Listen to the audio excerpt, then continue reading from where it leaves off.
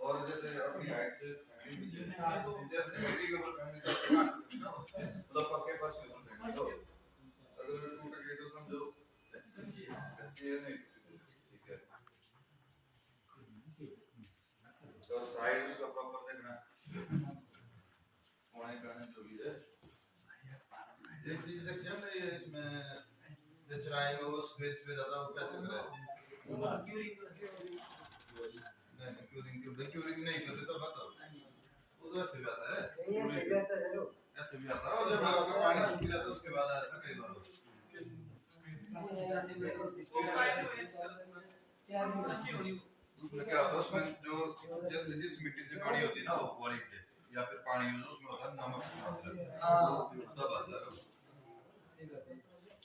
उसको कैसे रोक सकते हैं हम कुछ आइडिया किसी को एक तो सबसे पहले सके एक तो पहले रोक सकते हैं सके उसको चेक कर सकते हैं हम इनको जैसे हमारे पास ईंटें आई या फिर जहाँ से हमने लानी वहाँ से 10-15 घंटे ले आए उसको 24 घंटे के लिए पानी में रखना फिर उसको निकाल देना फिर एकदम तो उसमें आने फिर 10-12 घंटे जब उसका हमारा देखो हमने दिखाना तो बहुत खराब चीज है उससे तो फिर बाहर से भी प्लस्तर भी कर देंगे पेंट भी कर देंगे उसको भी खराब कर देता हो उसको आपको बेंड करके लाना पड़ेगा। तो उससे अच्छा है आप पहले क्या करो जब आप स्लैब कास्ट करने वाले हो उस ऊपर वाले फ्लोर के लिए जो कॉलम का स्टील निकला हुआ है वर्टिकल उसमें उस साइज की जो भी आपका कॉलम का साइज है उस साइज की आपकी जो टाइल्स बनेंगी वो टाइल्स आप प्रॉपर्ली वहां पर लगा दो ताकि आपका जो स्टील उधर उधर भाग रहा है वो अंदर आ जाए तो जिससे कि आपको बेंड करने की जरूरत नहीं है उसको मोड़ने की जरूरत नहीं पड़ेगी कास्ट करने के बाद। तो पहले से टाइल्स लगाई जाती है ये आपको प्रॉपर जितने भी कॉलम्स हैं अगले फ्लोर के लिए जो आपने स्टील छोड़ रखा है वहां पर आपको प्रॉपर उसकी टाइल्स लगानी है कॉलम के हिसाब से ताकि आपको बाद में उसको मोड़ने की बेंड करने की जरूरत ना पड़े। तो प्रॉपर टाइल्स लगा दी जाती है इस तरीके से आप देख सकते हो यहाँ पर। इसके बाद जो हमारा नेक्स्ट पॉइंट है वो हमारा है कंड्यूट वर्क। तो कंड्यूट वर्क क्या है तो जिस तरीके से आप देखते हो जब स्लैब कास्ट की जाती है तो वहां पर बहुत सारे इस तरीके की वहां पर आपका सरिया लगा होता है लेकिन उसके अलावा आपको ये व्हाइट सारे पाइप्स दिखते हैं ये पीवीसी पाइप्स आपको दिखते हैं। तो ये क्या है ये आपका कंड्यूट वर्क कहलाता है। इसकी भी प्रॉपर ड्राइंग्स होती है उस ड्राइंग के हिसाब से इसका लेआउट होता है इस लेआउट के हिसाब से जो आपके कंड्यूट पाइप्स है वो सारे लगाए जाते हैं ड्राइंग के हिसाब से। तो यहाँ पर आपको किन किन चीजों का ध्यान रखना है आपको यहाँ पर देखना है कि जिस तरीके से हम यहाँ पर कंड्यूट पाइप्स लगाएंगे तो ऐसा ना हो कि आपने सारे जो आपके पाइप्स हैं वो आपने सारे इकट्ठे एक साथ लगा दिए यानी कि आपने बिल्कुल भी स्पेसिंग ना छोड़ी हो उसके बीच में। ऐसा नहीं करना है आपको। अगर आप ऐसा करेंगे तो क्या होगा वहां पर कि आपका जो मान लीजिए आपके 4-5 पाइप आ रहे हैं एक साथ और आपने बिल्कुल स्पेसिंग नहीं छोड़ी तो वहां पर कंक्रीट नहीं जा पाएगा और उस पॉइंट पे आपकी जो स्लैब है वो वीक हो जाएगी।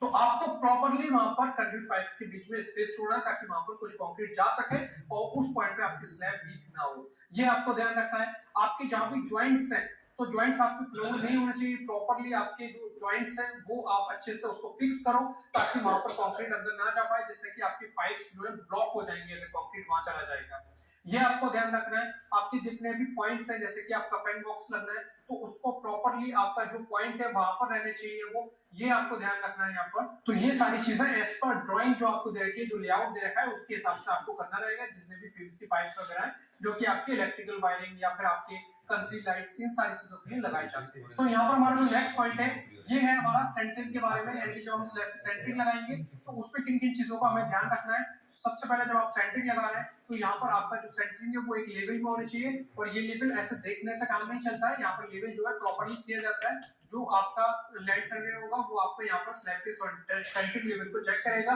या फिर साइट इंजीनियर भी काम करता है तो प्रॉपर ऑटो लेवल की हेल्प से इसका लेवल चेक किया जाता है वाटर लेवल लगा करके। तो प्रॉपर आपको जो सेंटरिंग आपने लगाया है उससे आपको लेवल मेंटेन करके रखना है ताकि आपका जो स्लैब है वो किसी भी तरीके से स्लोप वगैरह में ना हो। तो ये आपको ध्यान में रखना है। दूसरी चीज जो है यहाँ पर आपको सेंटरिंग में ध्यान में रखनी है वो है आपकी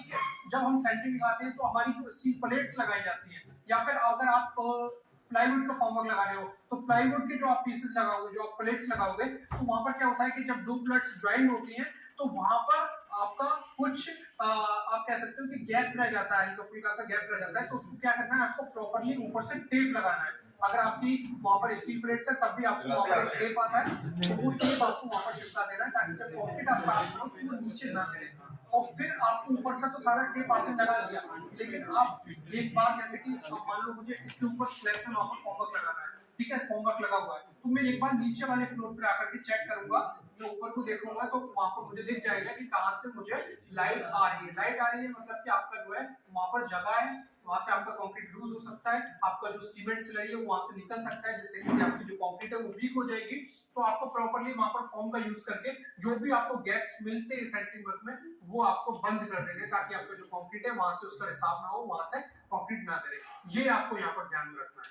इसके बाद जो हमारा नेक्स्ट पॉइंट है वो है हमारा सेंटरिंग को लेकर के, कि जब आप देखोगे कि जब आपका स्लैब का सेंटरिंग लगाया गया, वहां पर बहुत सारा काम होता है, कंडक्ट का काम हो रहा है, ठीक है, और आपका सरिया लगाया जा रहा है, सारा सरिया बांधा जा रहा है, बहुत सारे काम होते हैं कंक्रीट कास्ट करने से पहले, जिसकी वजह से क्या होता है कि वहां पर बहुत सारी लेबर होती है, तो किसी ने कुछ खाया पिया, ठीक है, किसी ने गुटखा खा लिया, किसी ने कुछ खा लिया, तो वहां पर पैकेट्स वगैरह रह जाते हैं, ठीक है, बहुत सारा कूड़ा वगैरह रह जाता है वहां पर। तो वहां पर कोई भी स्लैब कास्ट करने से पहले, कंक्रीट कास्ट करने से पहले कोई भी कूड़ा वगैरह नहीं होना चाहिए। आप प्रॉपर्ली उसकी सफाई कराओगे लेबर से, और अगर हो सके तो उसको वॉश करा दो, कोई डस्ट वगैरह नहीं रहनी चाहिए। अगर डस्ट वगैरह वहां रहेगी या कूड़ा वगैरह रहेगा तो बाद में आपको जो है फेयर फिनिश नहीं मिल पाता है। तो इसलिए ये सारी आपको क्लीनिंग करा देनी है, जो भी वहां पर किसी भी चीज का पैकेट वगैरह रह जाता है, कोई कूड़ा रह जाता है, तो उसको वहां पर हटा देना है, प्रॉपर उसकी वॉशिंग वगैरह करा देनी है अगर पॉसिबल है, नहीं तो आप उसको वहां पर झाड़ू से उसको साफ करा सकते हो लेबर से। तो ये आपको बहुत ध्यान रखना है कंक्रीट कास्ट कराने से पहले। इसके बाद हमारा जो नेक्स्ट पॉइंट है और जो हमारा लास्ट पॉइंट है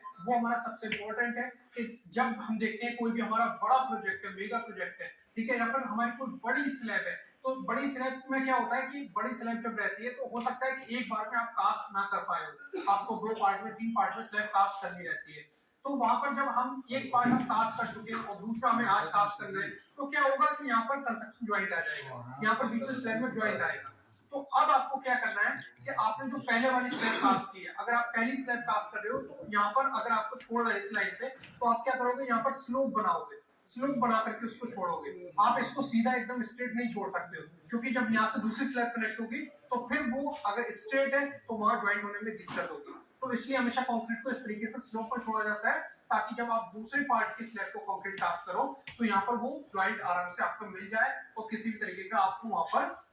जो है लूप होल नहीं दिखेगा। तो हमेशा जब आपकी स्लैब अलग अलग पार्ट में, जैसे कि बड़ी स्लैब है 2 पार्ट में 3 पार्ट में कास्ट हो रही है, तो पहला पार्ट जो आप छोड़ोगे वो स्लोप पे छोड़ोगे, ताकि जब दूसरा वाला पार्ट आप कास्ट करोगे तो यहाँ पर वो स्लैब में इजीली मर्ज हो जाए पहले वाले में। तो इसलिए अगर आपने स्ट्रेट छोड़ रखा है तो आपको स्लोप बढ़ानी पड़ेगी, तो उसका जो फेस है जो आपको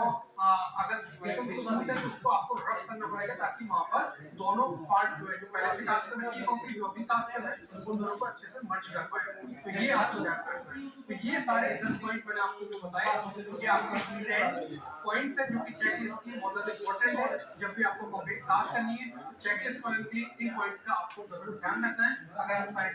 तब भी अगर आप साइड से काम कर रहे हैं तब भी ये सारी चीजें आपको चेक करनी है। तो आई होप आपको बहुत अच्छे से समझ में आ गया होगा कि क्या क्या चीजों को यहाँ पर ध्यान रखना है। तो अगर ये वीडियो आपको पसंद आई है तो प्लीज इस वीडियो को लाइक कीजिए, हमारे रेनफोर्स के चैनल को सब्सक्राइब कीजिए। मिलते हैं नेक्स्ट वीडियो में, तब तक के लिए थैंक यू सो मच।